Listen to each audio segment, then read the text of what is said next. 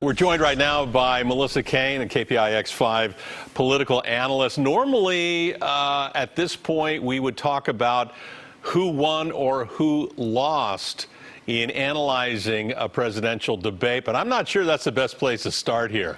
What do you think? What did we see tonight?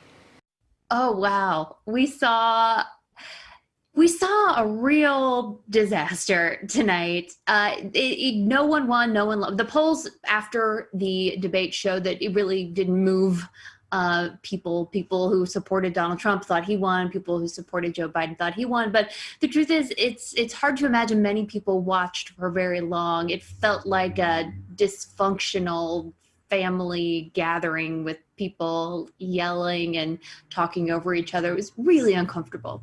The president seemed to be agitated at times, argumentative, at one point arguing with the moderator.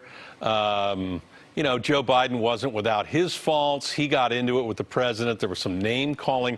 But I did notice that every once in a while, Biden would look at the camera and he would address the viewer.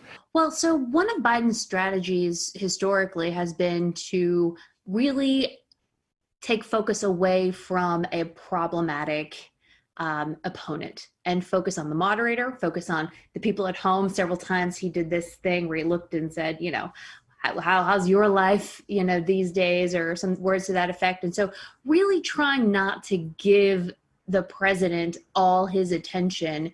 And sometimes it was more successful than not. I mean, certainly there were times where they fought and he really engaged.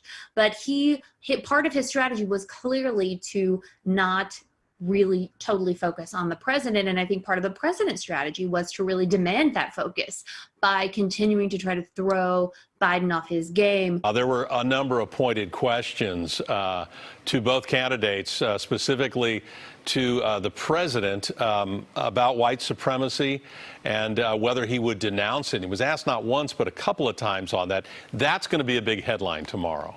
That is something that a number of people picked up on. He was asked to denounce white supremacists who have engaged in some of the violence that we've seen in certain cities.